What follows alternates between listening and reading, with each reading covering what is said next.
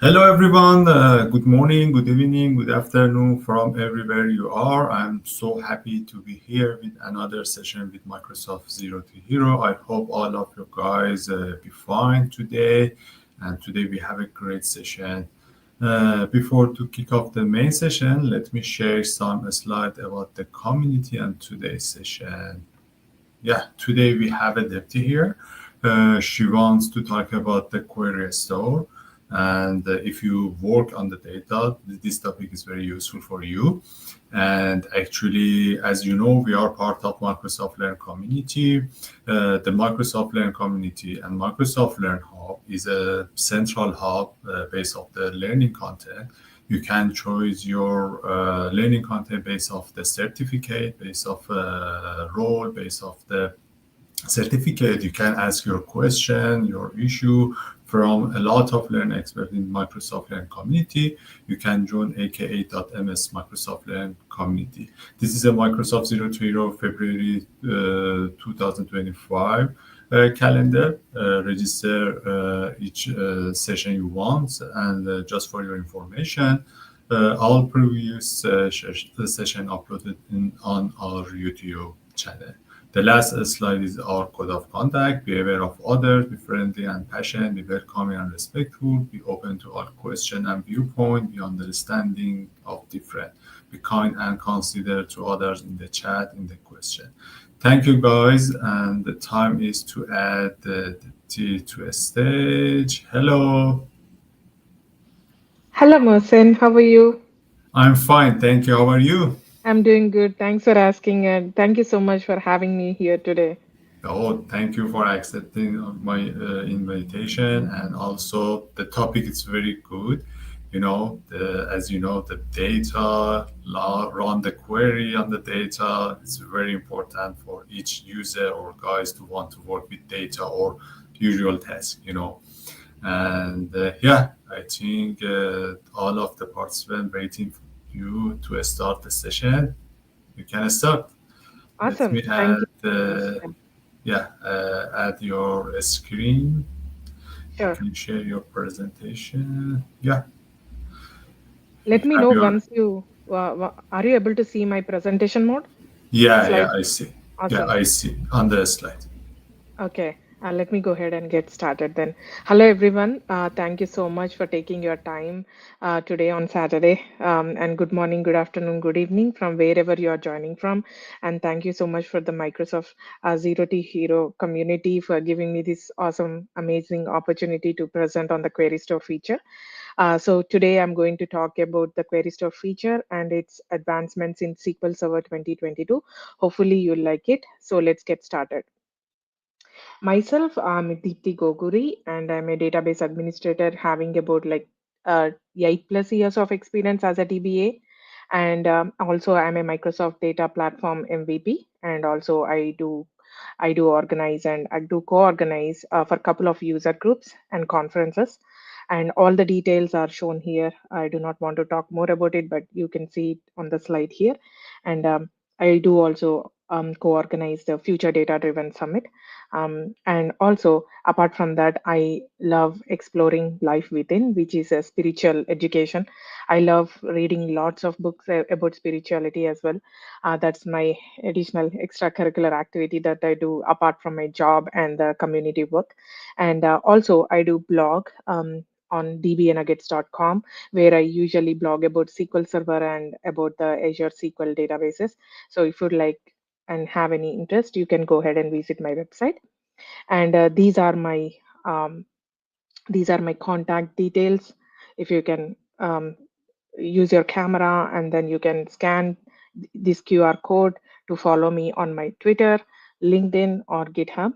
I'm very active on LinkedIn when compared with the other platforms. So, if you have any questions and if you are unable to check with me here on this platform, you can definitely contact me there. It would be good to contact me, and I can also share any other conferences or like sessions I'm going to do in the future. I can also share that with you.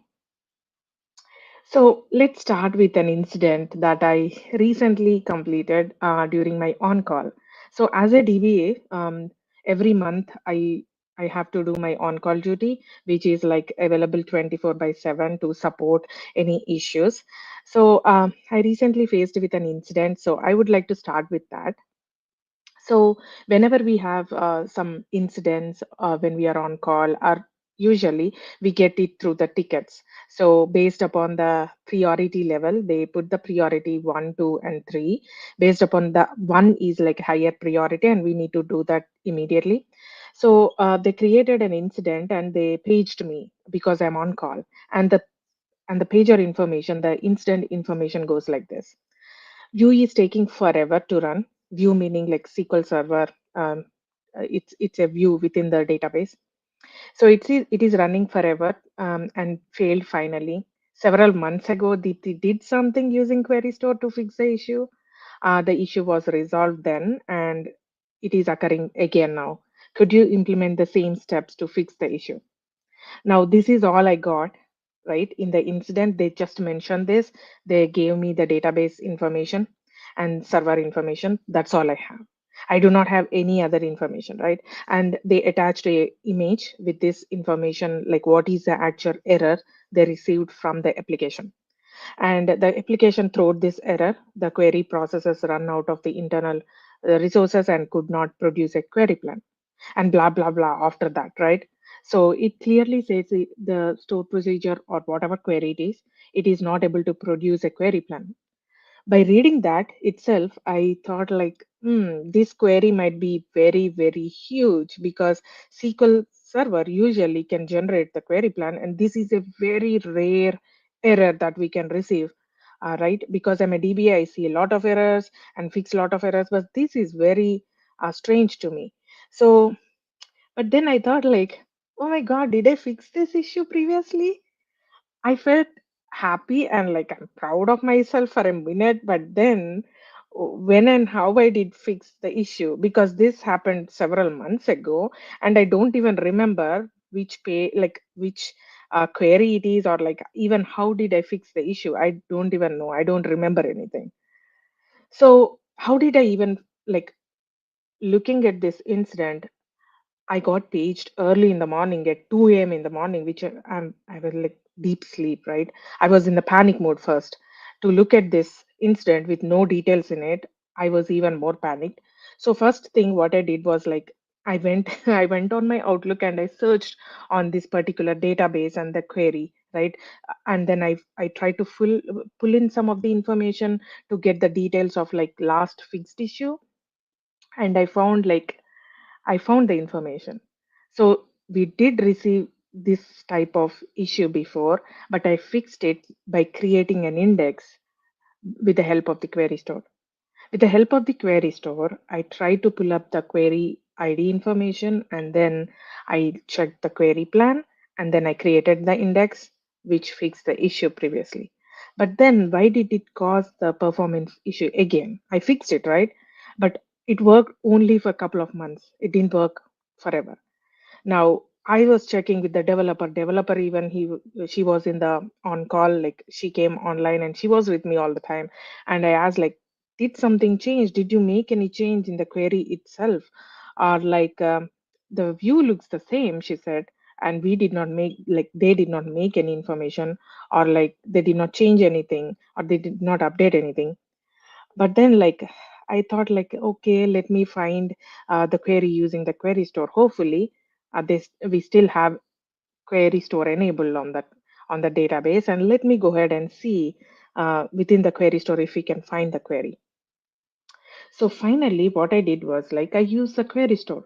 Again, we are going to talk about the query store in the coming slides if you are not familiar with the query store. But this is what I did. Like I used the query store to view and find the query ID. Within the query store, you can find the query ID of that particular query that they were running from the application, right? And then I tried to see what the query consists of. And to my surprise, that query is not a store procedure.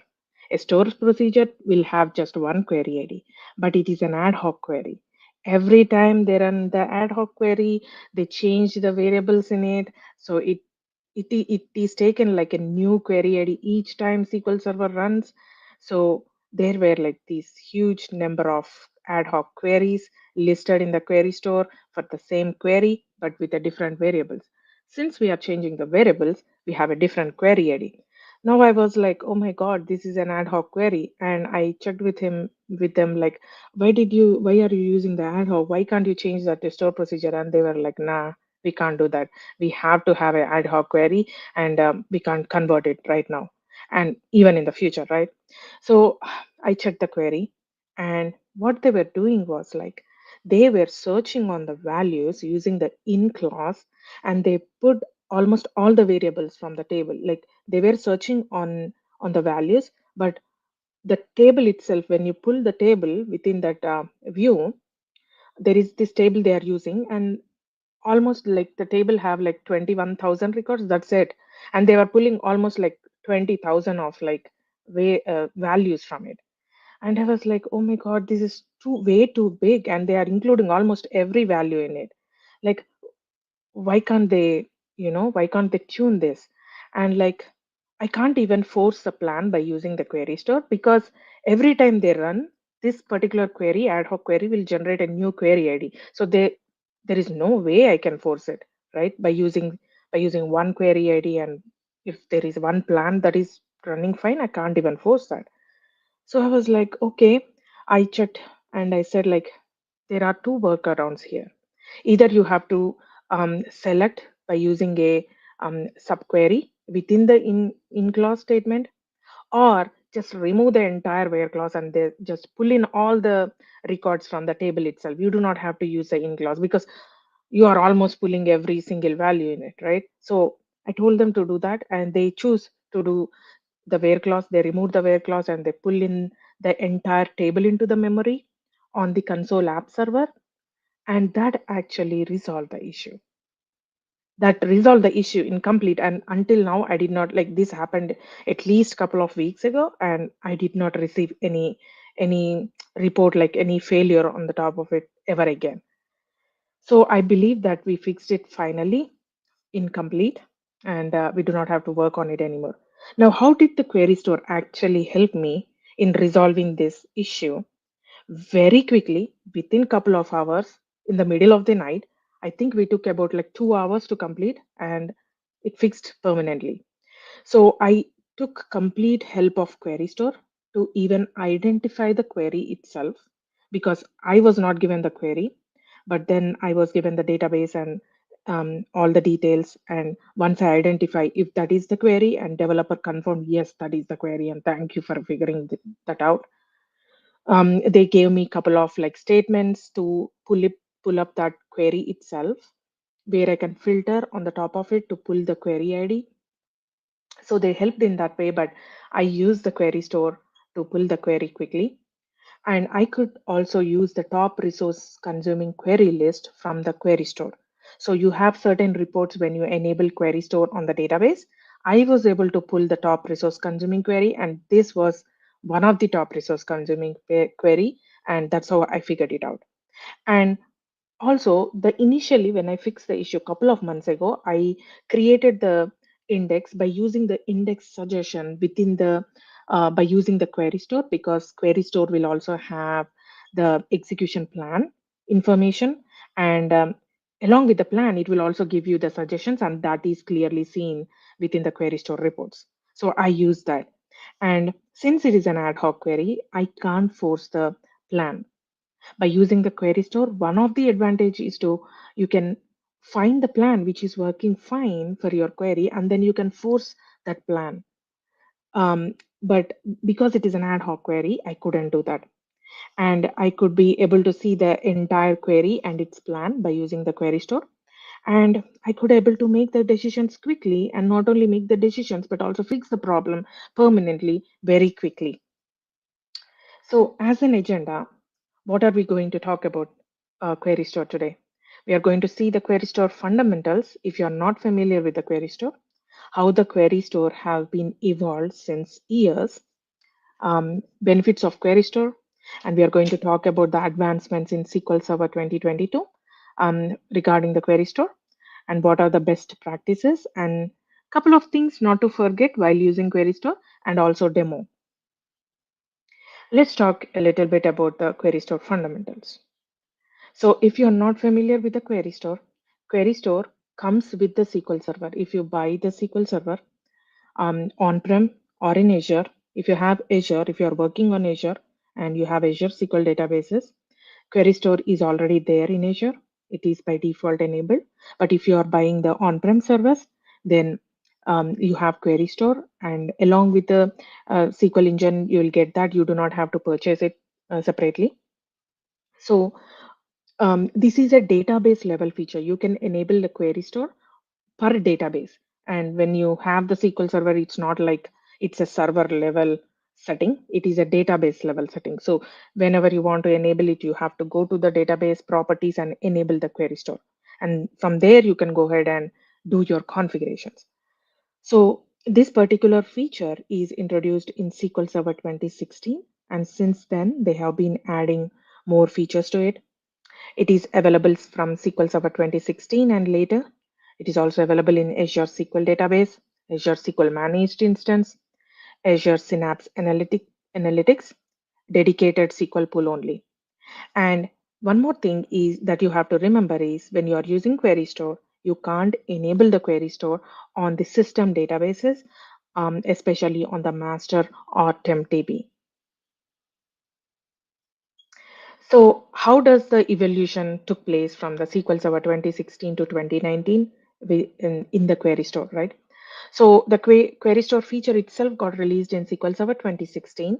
So when you go ahead and enable on the database, the query store, what the query store does is it will go ahead and collect the query text of all your queries that you are running from the point. Once you enable the query store, it will go ahead and start collecting the query text of your query plans, which is execution plans, and also the runtime metrics along with that.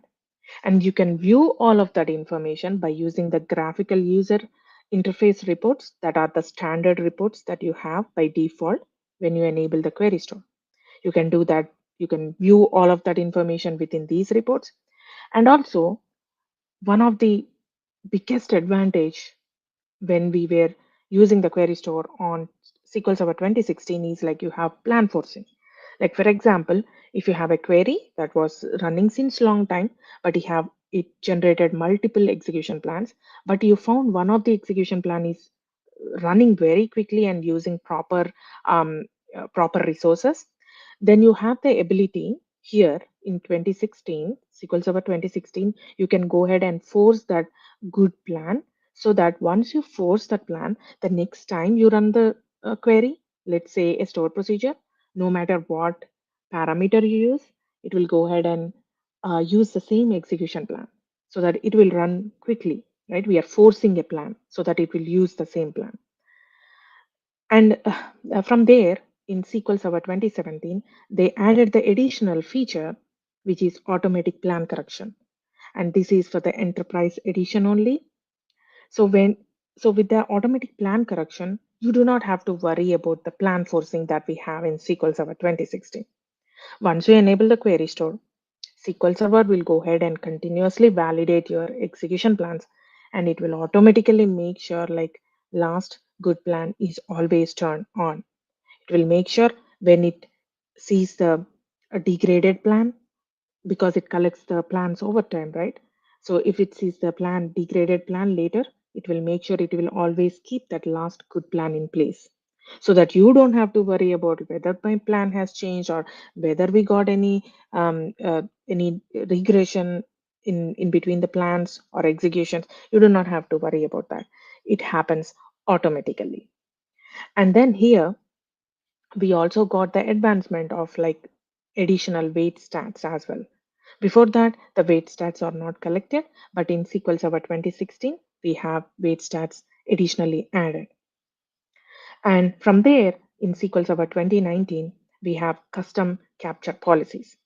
Until then, we do not have the ability to go ahead and customize our configuration, like what sort of queries you want to collect. You do not have that option. You have very limited options until then. But with 2019, you can customize what queries you wanted to collect based upon the CPU, CPU threshold, as well as how many times, like what is the limit of the query that has to run.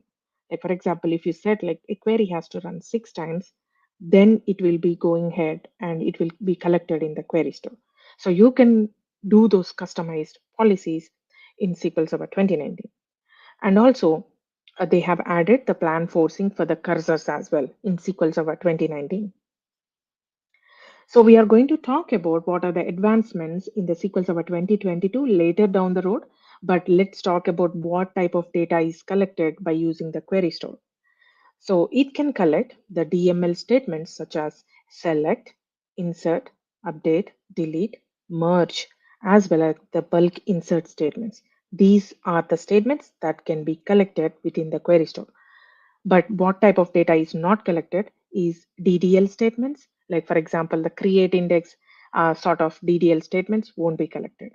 And all of the data that is being captured within the query store is always in the cumulative format. The cumulative information, the cumulative resource consumption information is captured, not like the independent query execution, but the collected cumulative information. So I would like to show you how the query store works behind the scenes, right? We can see how the query, like how to use the query store by using the demo and stuff. I'm going to show you that. But also, I thought it is really important to know how the query store actually works behind the scenes. So let's see with this flow diagram of how actually the queries are collected within the query store. We'll see that. So let's say we have a query, and any query that is running in the SQL Server, the first thing that the SQL engine will check is whether the query is running for the first time or whether it is reoccurring, right? So if it is running for the first time, then it will go ahead and do the compilation and optimization. So it will go through these phases to build an execution plan. But what if the query is rerunning multiple times, right? And it is not running for the first time, then it will go ahead and check. Okay, now as I'm not running for the first time, then there might be a plan within the cache already. Now let me go ahead and check if there is this plan in the cache.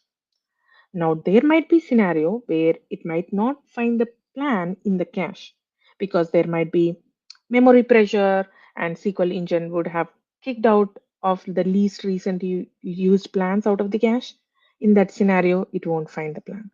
Or you might have restarted your SQL server. Even that will kick out all of the plans from the cache. That can be also the scenario, right? In that situation, then it will go ahead and again do the compilation and optimization and build an execution plan again. But what if it finds a plan, right? Then all right, then it will go ahead and take the same plan from the plan cache. But I have added a new step here, which is especially for the queries where we have a plan forced by using the query store. Now, what if we have this database where this query is running? We have a we enable the query store and we already forced a plan for this query.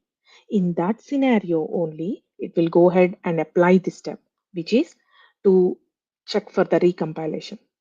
Now, what does it check during that time, right? It will go ahead and check if this plan that I have actually taken from the plan cache or the plan that I have just built because I did not find the plan from the cache.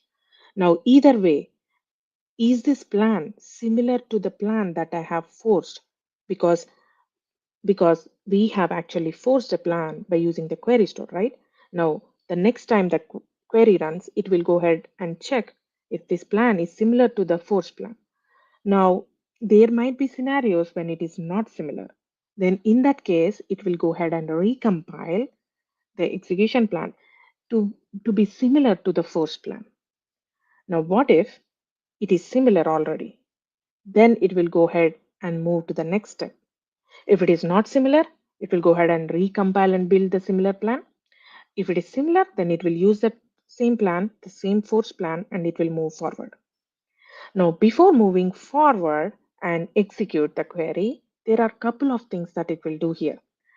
Um, Before the query goes to the execution phase, since we enable the query store, there are a couple of stores that gets enabled in the cache. Those are known as the plan store and the runtime start store. Again, this plan store and runtime start store are in the memory, right? So the query text and the query plan will be saved inside this plan store before the query executes. Now, that is the important thing to remember. Before the query gets executed, the query text and query plan will be asynchronously saved inside this plan store, which gets enabled when we enable the query store on the database. Now, then the query goes to the execution phase. Now, after the query executes, then only the runtime stats and the runtime stats gets collected, and then it will be saved inside the runtime stat store. Now, these steps can't happen before the query executes. Runtime stats information is only collected after the query executes. So that information is also saved inside the memory, inside the runtime stat store, and all of this information is also collected in this runtime stat store asynchronously. And there are certain threshold values that you will be configuring when you are setting up the query store on the database. By default, every 15 minutes, the information that is being collected in these two stores is flushed out to the query store schema. That is known as flush out interval. And by default, every 15 minutes, this collected information, asynchronously pushed to the disk. And where does this query store schema resides? It is always it always resides on the primary data file of the database, and you cannot change that location. It is by default as a standard. It will be saved on the primary data file of the database. So that's how the query store runs behind the scenes. Now let's talk about a couple of benefits we have. This is like an overall benefit. If you enable the query store, you can easily identify the regressions between the plans.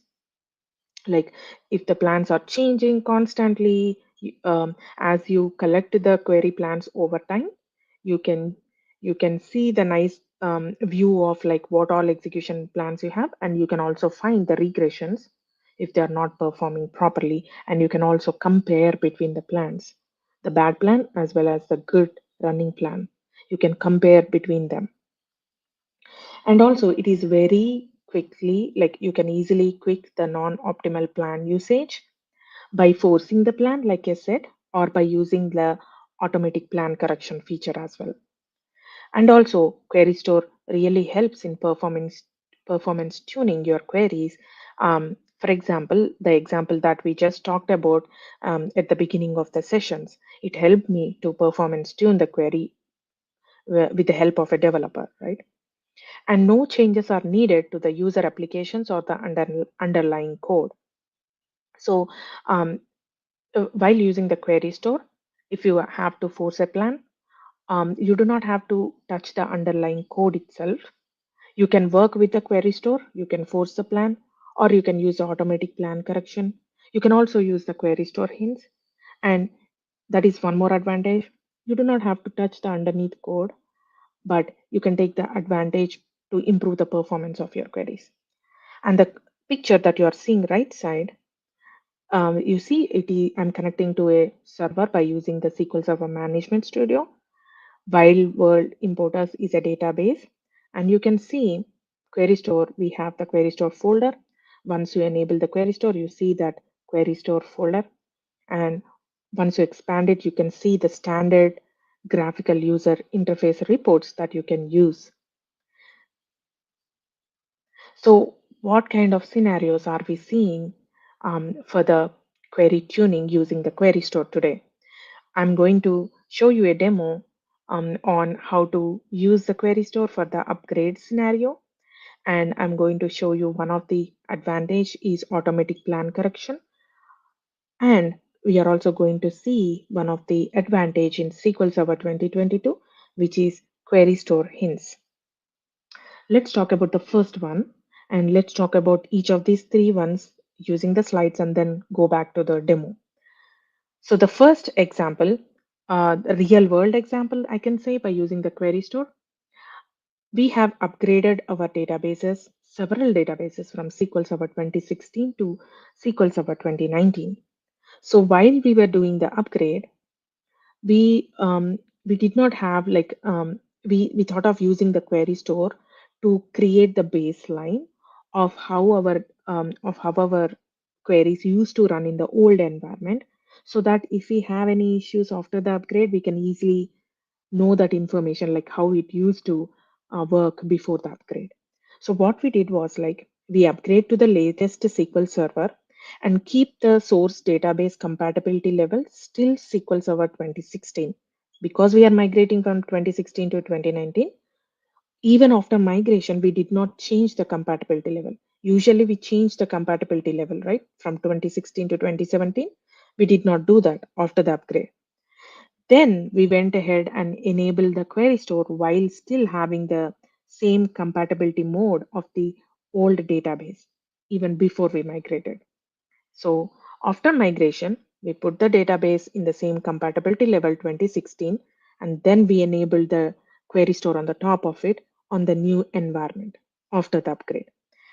And then we started collecting the information, right? Way to collect the data on the workload. We done all the workload that we wanted to do, so that it will show up all the information like it used to work in the before, because we are still on the same compatibility mode 2016. And then once we think that we collected all the information, then we went ahead and we changed the compatibility level to the 2019.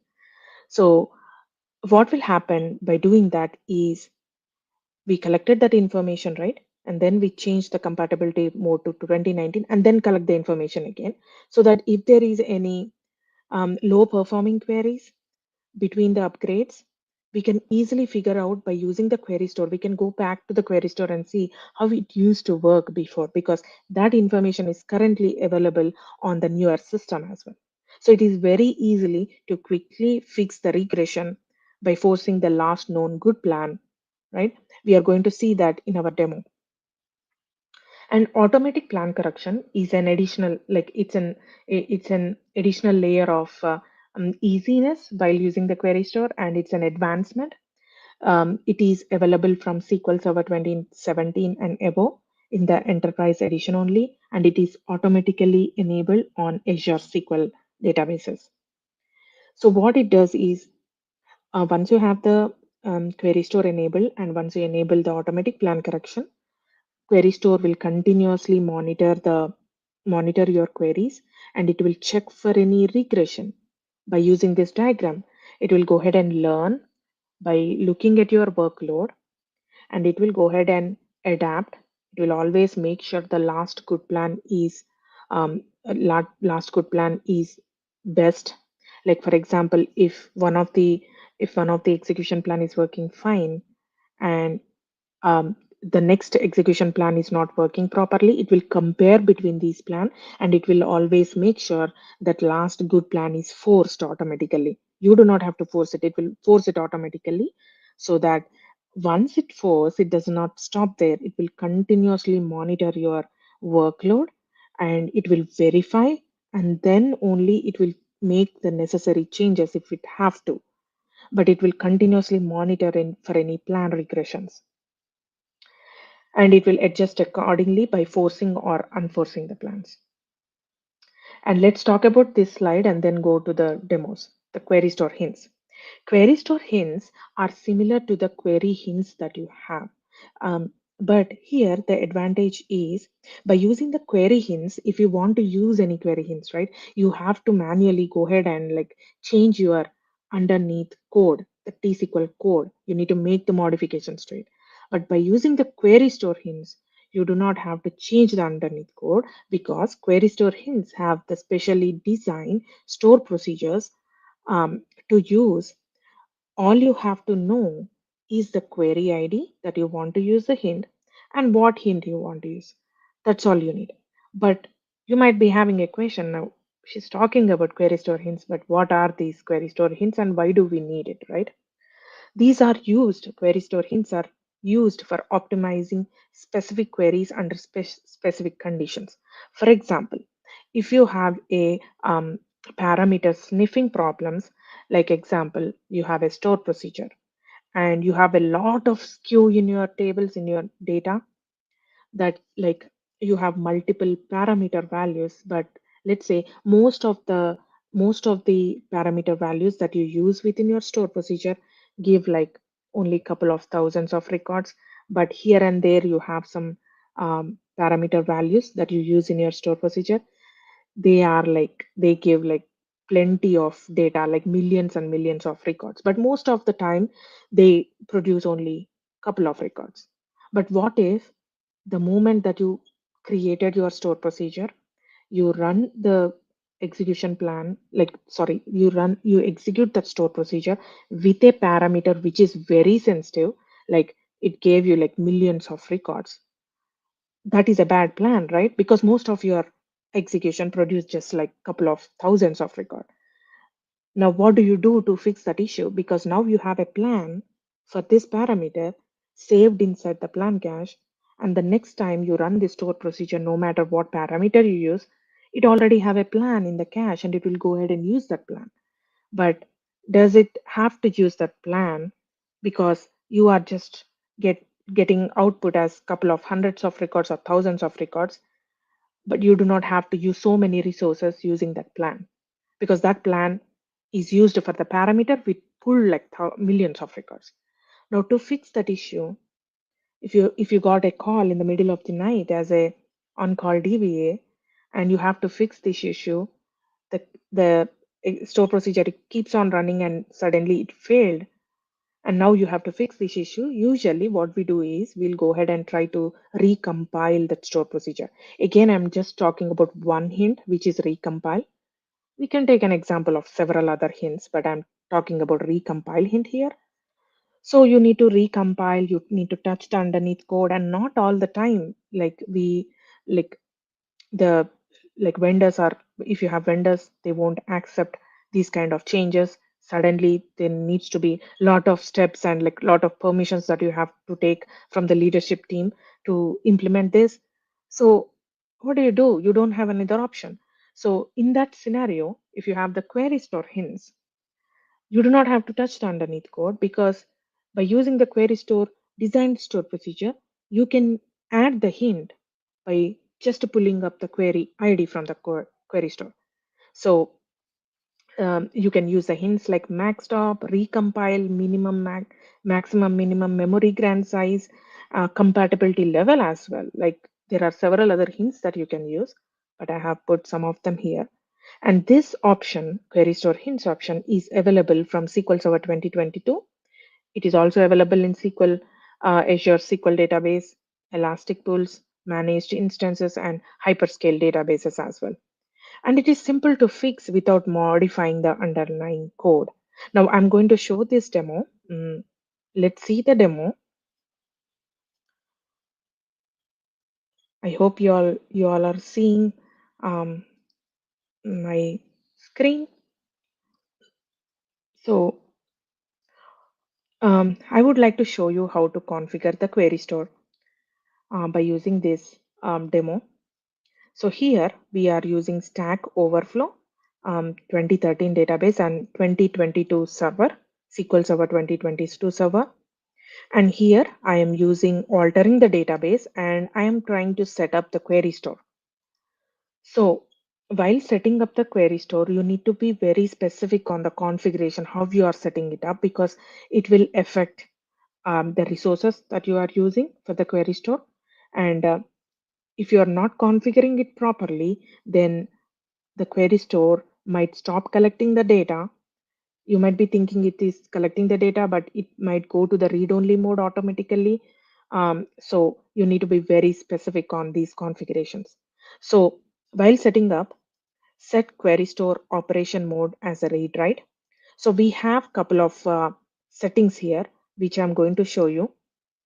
So, but to see the query store, to enable the query store by using the graphical user interface, you have to connect to the server, go to the database, right click on the database, go to properties, Again, this option, query store, will be available from SQL Server 2016 and above.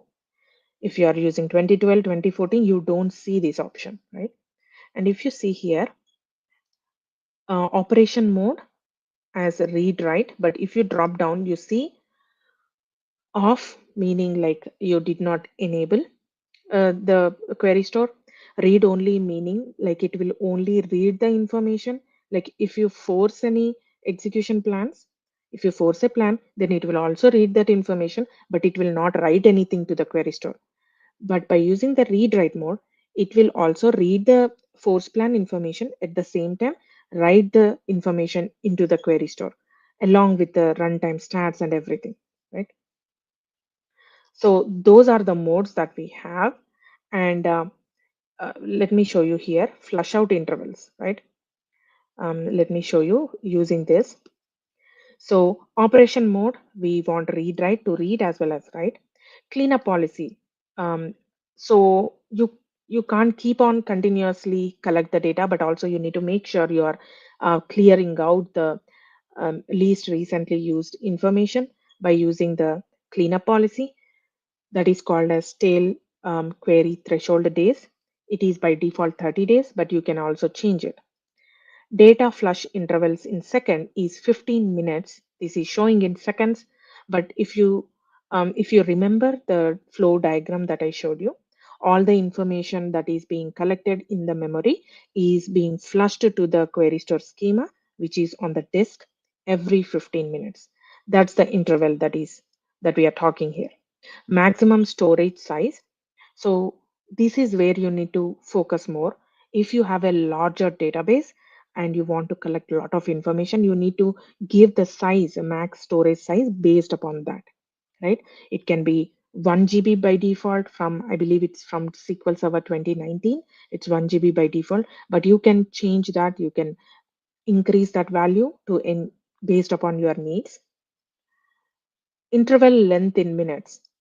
So this one we need to um, remember that every 15 minutes we have an interval, and no matter how many times a query runs within that interval, it will only collect one row for that particular query, because it's based upon interval, right?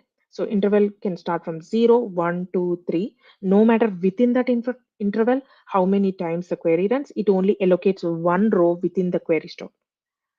So I kept that to 15 minutes, which is by default. It is 15 minutes, but you can change that. Size based cleanup mode is auto. So if you are using SQL Server 2016, you need to make sure you change the size based cleanup mode to auto, because what happens here is this is a standard and recommended by Microsoft to use it auto, because if you turn it off, that means like um, it won't clean up. It will keep on adding the information based upon the size. Once it hits the size to 100%, it won't do anything. It will go to the read only mode automatically. But if you place it in the auto mode, which is by default by, I think from 2019 or 2017 again, sorry, I don't remember that um, version value. But by putting it as an auto, it collects the data until 90% complete for the storage. Once it hits the 90%, it will go ahead and clean up the data until it reaches 70%. So the query store doesn't have to go to the read only mode, because if it goes to the read only mode, it stops collecting the data. We don't want that, right? And query capture policy to auto. So query capture policy, again in 2019, you can actually change the capture policies. You can customize the capture policies. Um, but here the auto mode says um, we do not have the exact values on how the queries are captured in the auto mode, but it have to hit certain CPU threshold as well as how many times the query have to run. That information is not available, but that is decided by Microsoft. So not all the queries which are insignificant will be captured in the auto mode, which is good, right? Query plans per query, you can actually change this value. I have placed 200 for my demo, but you can change this according to your needs. And wait stats capture mode is introduced in SQL Server 2017. Since then, it will go ahead and capture the wait stats information as well. Now I'll go ahead and enable that. Now, I have placed all of this information for your so that you know it in the described format. I have provided the description, but you can read that later. I will share this demo with you. But now I'll show you how I used the query store information to actually, while I upgraded the database actually. So here we are using wide world importers data warehouse database. So mm, I think I'm using, let me go ahead and connect to the database. Yeah, I have been connected. So here I would like to, let me see if I'm using another SQL Server database. Think here, yeah, let me connect to the server. This is 2019. Like I mentioned, I upgraded the database from 2016 to 2019. So what I'll do is, this is the database we are using. Again, this is 2019 database. I am enabling the query store. Let's say we have migrated this database, right, from 2016. Let me make sure the database is in 2016, 2016 mode. Um, Here by using um, compatibility mode, yes, it is 2016. I migrated from 2016 to 2019 server. And now I'll free up the prop cache before I started my demo. And then here we are enabling the query store. Now we have migrated from 2016 to 2019. We made sure the compatibility mode is still 2016 and then enabling the query store on the top of it. Now what I'll do is I did all the settings just like the way I explained it to you previously. I am doing the configuration settings here. And then now I'll make sure again it is in the SQL Server 2016 mode. The compatibility level 110 is SQL Server 2016. We have checked it is still 2016, but let me do that one more time. So here let's say we already have a store procedure when the database was in the 2016 mode.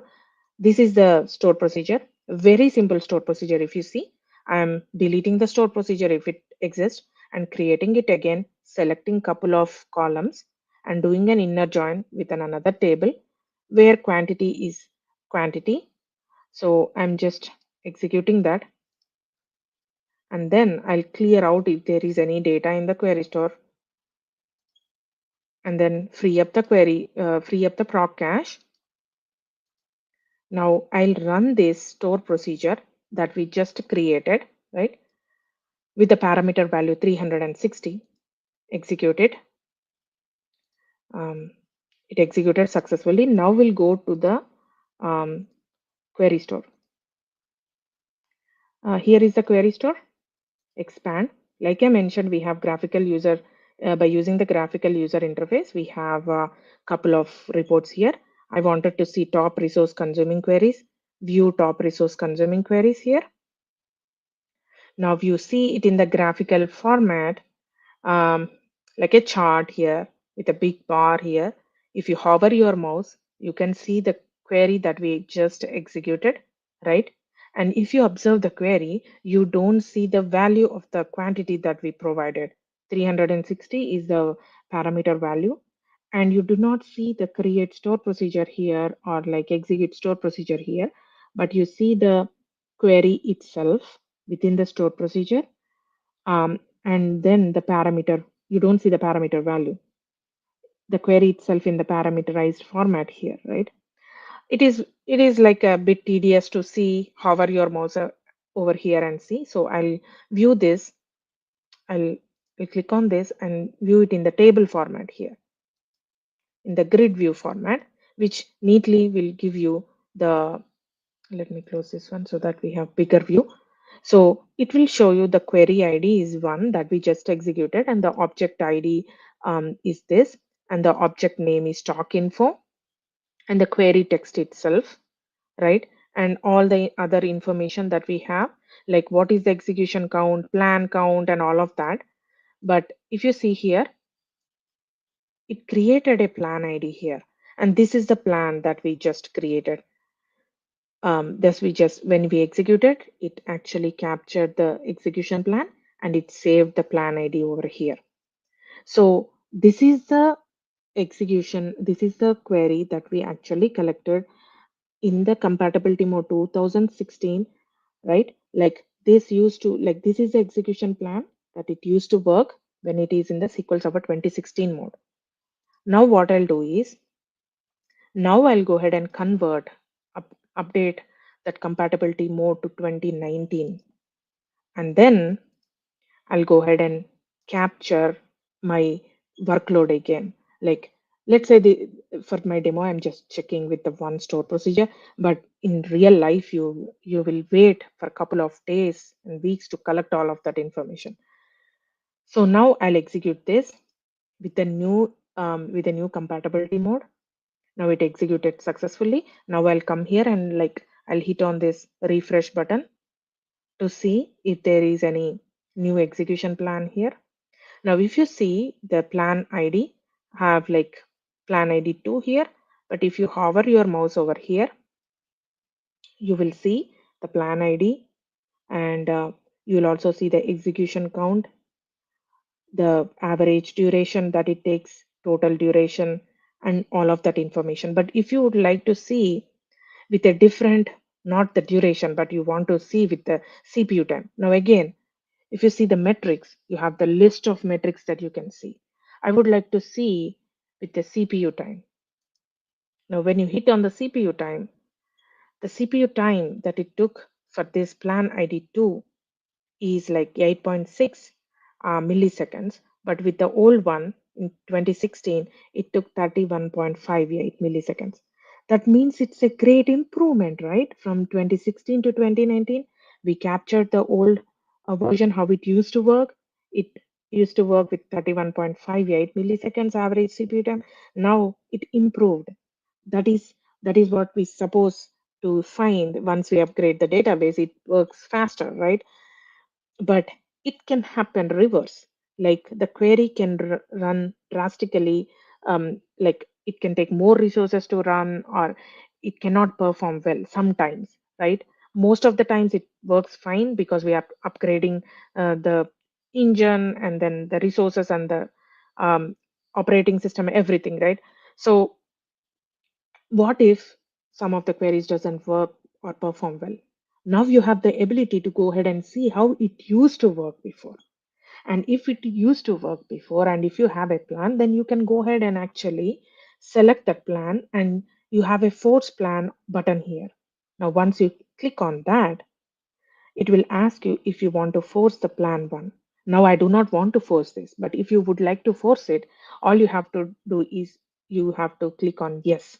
Now, I would like to unforce it, but I would like to show you how to force a plan here manually. Now, uh, there is a little tick mark over here representing that this particular plan is being forced. Now, this plan is not working fine here in this scenario. So I would like to go ahead and unforce the plan here. Now, by clicking the unforce, do you want to unforce the plan? Yes. Then it will go ahead and unforce the plan. But I suggest you to do it to force or unforce the plan by using the transact SQL, mm, because that will give you the ability to capture the information if you are running any trace, or like if you are running any monitoring tools. This information by using the transact SQL, if you force and unforce, that information will be captured. So don't follow the graphical user interface, but do it through the transact SQL by using SP query store force plan or SP query store unforce plan. Now that is how I actually captured several databases and baselines while upgrading the databases. Now that is one of my demo. I will show you how the automatic plan forcing works. Now, for this demo, especially, I would like to go ahead and connect to the Azure SQL database. Let's connect to the Azure SQL database. This is a database, and let me connect.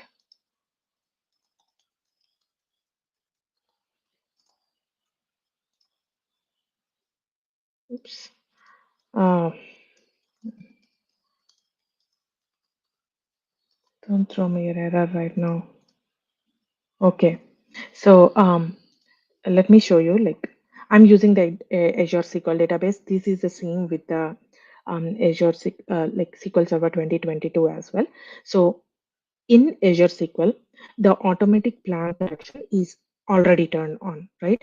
And I would like to show you how to enable that by using the Transact SQL. If you are using the on-prem SQL Server, alter database name, set automatic tuning, force last good plan is turned on. Now, when you run this on the database, it will go ahead and turn on the automatic plan correction.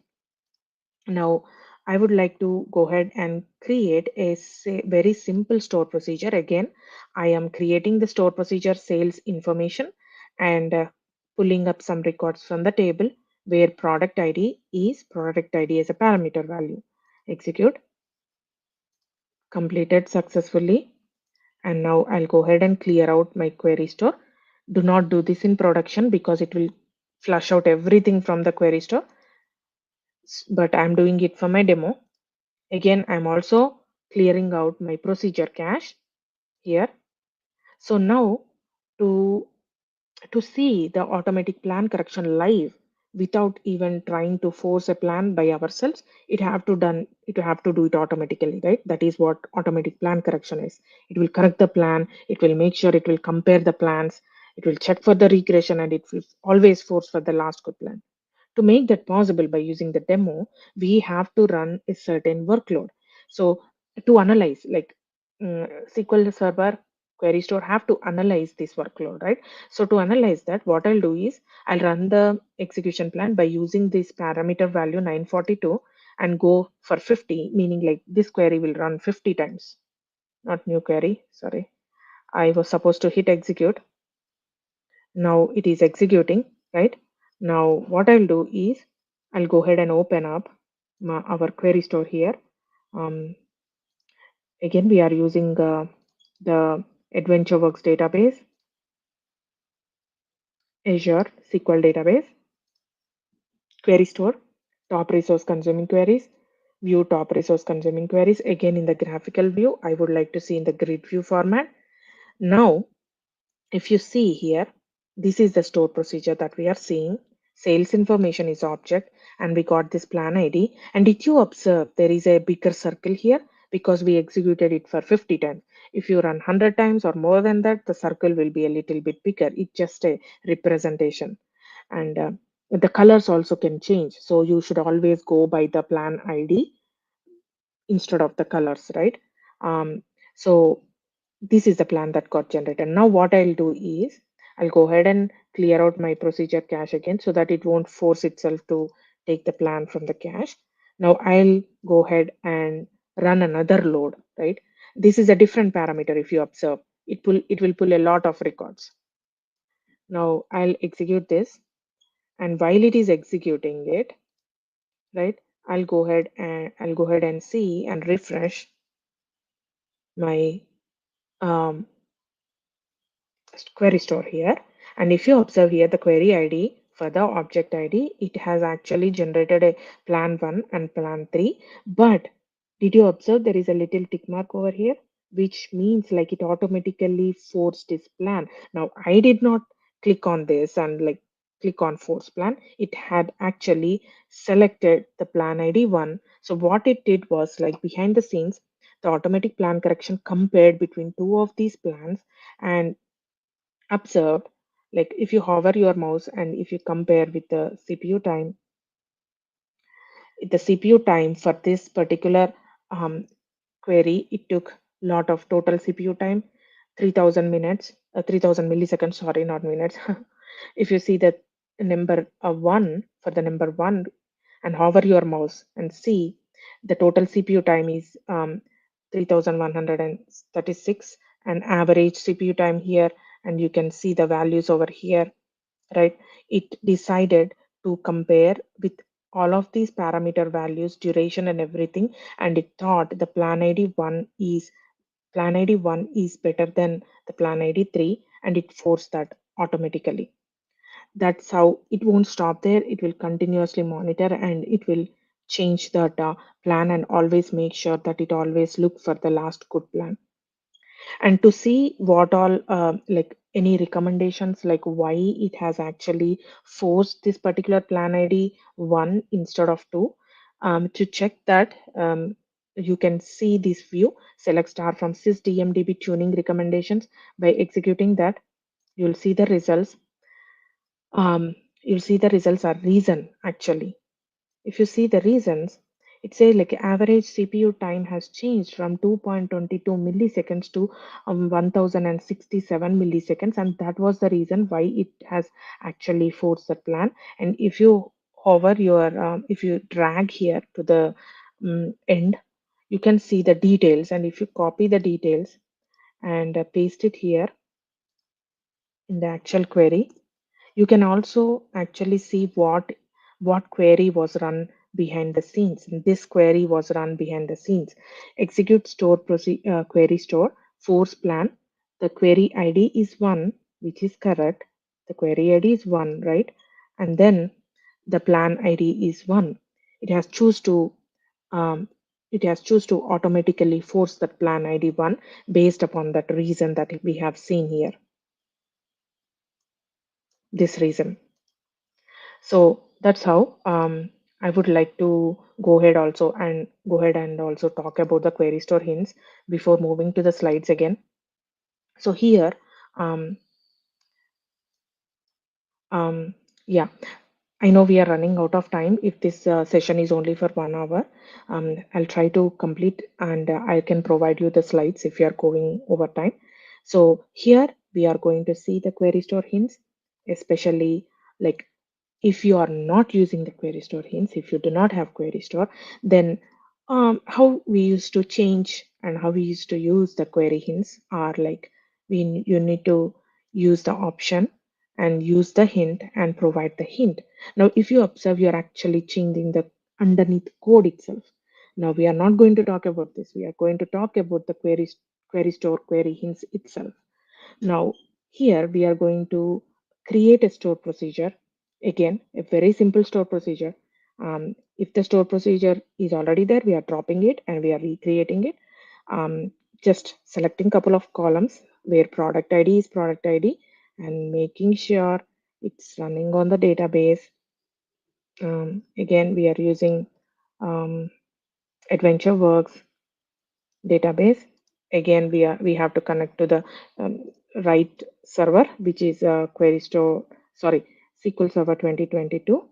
So this is the one we are using. Now, let me go ahead and clear out my procedure cache. Mm, let me clear out the, oops. Let me see if I'm using the right server here. Let me see, AdventureWorks. Oh, maybe I'm using the, I have to use the, um, again, I have to use the Azure SQL database, but this is the same. This is the same. My demo was created in the Azure SQL database, but this is the same. Again, you can use this in SQL Server 2022 and Azure SQL databases, right? I'm creating this store procedure again within the database. All right. Now I'll clear out the procedure cache and also clear out the query store. Now, if I execute these two executions with the same store procedure, but two different parameter sensitive values here, 870 and 942, and enable the actual execution plan on and execute, and you need to see the execution plan, right? Because the first execution resulted in 360,000 records, it decided to go with the clustered index scan, and it have created this execution plan and saved it in the plan cache. But what about the second execution? Now, if you see the second execution at the bottom corner of the screen, right side, only 385 records was produced. But is it worth it to do clustered index scan? But then this is how the SQL engine supposed to work if you do not have like um, if a plan got generated and it is saved inside the plan cache, then no matter what parameter values you use next time, it will go ahead and use the same execution plan. But to just to pull 360 records, you do not have to do the clustered index scan. Now, to resolve this issue, you need to recompile the entire store procedure so that it will generate the execution plan for this particular value. But we need to touch the underneath code. We do not want to do that. So what we can do by using the query store hints is you can this is just like two-step processes. The first one is to get the query ID of the query itself. By using the query text, by searching on the query text, pull up the query ID for this particular query, which is like query ID is one, and then what type of hint you want to use. Now here, the query ID is one. By using the SP query store set hints, which is specially designed store procedure for the query store hints, use the store procedure, get the query ID, and use the value. And the value I wanted to use is recompile. Now execute that to to enable that. We did not touch the underneath code. All you have to do is have the query ID and what kind of hint you want to use and place that here. Now I'll go ahead and execute the store procedures again with those two values. And now I wanted to see how it actually affected. Now if you see here, um, two different execution plans got created because underneath the query hint has actually taken into action, and it has actually created the clustered index, and then the next one got index seek and key lookup. Now if you see the hint whether it was used or not, go to the properties, and then if you see here, I think somewhere here it will show you whether uh, whether the hint was used or not. Set option, somewhere it should show here. Not seeing here, but somewhere it should show. Okay, let's not waste the time and move ahead, but it should show here, and that the hint was used. Now let's go ahead and see what hints are actually being enabled by running this particular view. By running this query, you can see the values on the query hint ID1, query ID1. This was the hint that was used. So you need to remember one important thing here is that if you are changing the query hints, if you are updating the hints, please like append the values just by adding like this, like option recompile as well as max top one if you would like to use multiple hints, but do not just override and write like this, because if you do that, the previous hint will be overridden with the new hint, so the previous hint will not be enabled. So anytime you wanted to add, just go ahead and do that. You can also delete the hints, clear the hints for the query, for any query, provide the query id 1 or like any query id if you have, and then if you have any hints, it will go ahead and clear out that hints. By doing that, if you go ahead and select, you get that information. But once I cleared it out, all the history of the information is lost. But if you need to have the history of the information, you need to go ahead and enable the extended events. I have written a blog post on my website, dbanuggets.com. Just go ahead and click on the query store articles where you can find how to enable that as an extended events. Now let me go back to my slides, from the current slide, and see what are the advancements in SQL Server 2022. So here in SQL Server 2022, query store is enabled by default, and the other query store is enabled by default on any new databases that you are creating on SQL Server 2022. But if you are migrating from the older versions of SQL Server to the newer versions of SQL Server, if you already have the query store on the older version, that will be carried over. But if you do not have the query store on the older versions of SQL Server and you migrated to SQL Server 2022, you need to manually go ahead and enable the query store. I'm talking like enabled by default is only for the new databases that you create on SQL Server 2022. That's important to remember. And the next one is query store data capture information is also like query store data is also captured on the secondary replica. Again, this is in the preview mode, but this information is not previously there. Like we cannot capture the query store data on the secondary if you're using the always on availability groups. That information is not possible from until SQL Server 2019, but it is in the preview mode from SQL Server 2022. Now, query store hints that we just talked about in our demo is added in SQL Server 2022, and it is already enabled in Azure SQL Database. And some of the IQP features in SQL Server 2022, which is like intelligent query processing features, uses the query store. They use the query store to analyze your queries and you, to take the necessary actions behalf of you. You do not have to worry. All you have to do is enable the compatibility mode of the database to SQL Server 2022, and that's it. All of these IQP features will be automatically enabled. Memory grant feedback, degree of parallelism feedback, cardinality estimate feedback, and optimized plan forcing all uses the query store to capture the information and make necessary decisions on your queries. So the highlights of IQP features is make sure your database is in the 2022 compatibility mode. So they can act together, not only one feature at a time, but they can act mix and match. They can act all at the same time. So how does the query store for the secondary replicas work?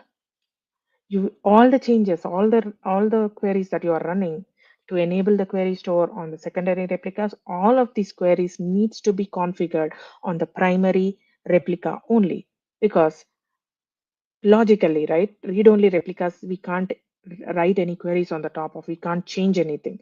All that you can do is pull the information, but you can't make any modifications. So if you want to enable on the secondary replicas for the query store, you need to run those queries on the primary replica only. So how does this information get captured? Once you enable it, all the data that you are running on the read-only replicas will be collected and sent back again to the primary database, and it will store on that particular database. It sends the data over to the primary read-write copy only using the same. Um, it will use the same flow on how the data is being moved to the secondary replica. Is it uses the same um, tunnel to send back the data of the query store to the primary read write replica. So again, I said this is in the preview mode and it is not suggestible to do it in the production. It is only for the lower environments only. And to do that, you need to enable the trace flag 12606. And once you enable it, you can actually query the data visible by the role type or by the secondary name. How do you enable it? There are a couple of information I have put here. Always enable it on the primary replica only. To enable it, you need to set the query store on the primary database, right? And then you can alter, and then you can add the query store onto the secondary databases, but you need to first enable it on the primary replica and then connect to the primary replica and run on each desired database. So you'll alter the database for the secondary set query store, enable operation mode read write. And to disable, same way again on the primary replica only, you can enable this, disable this, actually alter database for secondary set query store to be turned off. Now you might be having a question, okay, but how does we actually force a plan on this? Now, how does that work, right? So previously, to force a plan, all you need is a query ID and the plan ID. But here there is this third parameter. If you see, there is this third parameter that is used for the plan forcing while using the query store on the secondaries. So 0 for the third parameter I'm saying, 0 represents force on the read write replica only, which is by default on primary replica. 1 meaning force or unforce on all the read only replicas, just the read only replicas. 2, it will force or unforce on all the replicas. Again, to purge the ad hoc workloads, this is very important. If you do not want, if you have too many ad hoc queries that are running, create a SQL agent job and use this query. I have provided you the link here. Set that query inside your SQL job and then schedule it to run on the scheduled basis so that you do not have to go, like, your query store doesn't have to fill up with all of these ad hoc queries. Best practices, there are a couple of best practices. Do not all like do not drop and create your objects like stored procedures.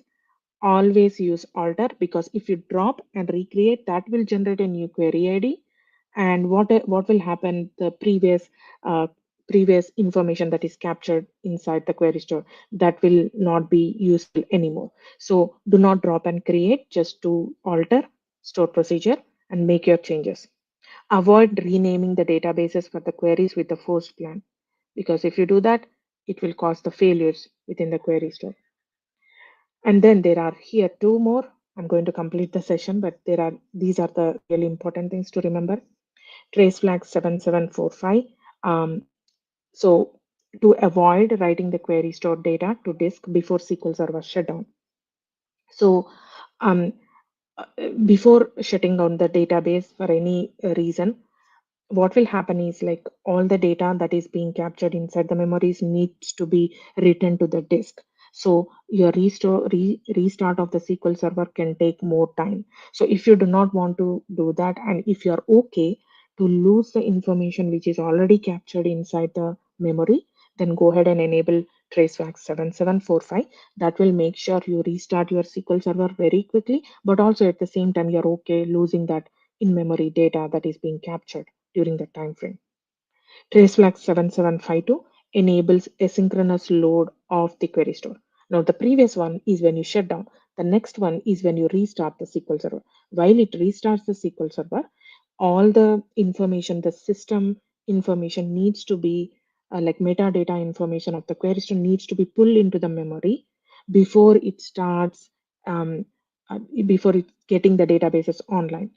Now it will take time to bring the databases online, right? So we want first the databases to be online, then move the this metadata information of the query store to be going to the in memory, right?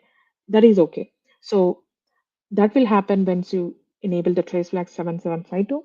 Again, this is by default from SQL Server 2019. So if you are from 2016, 2017, go ahead and enable this trace flag. But if you are in 2019, do not worry about it. It's already enabled.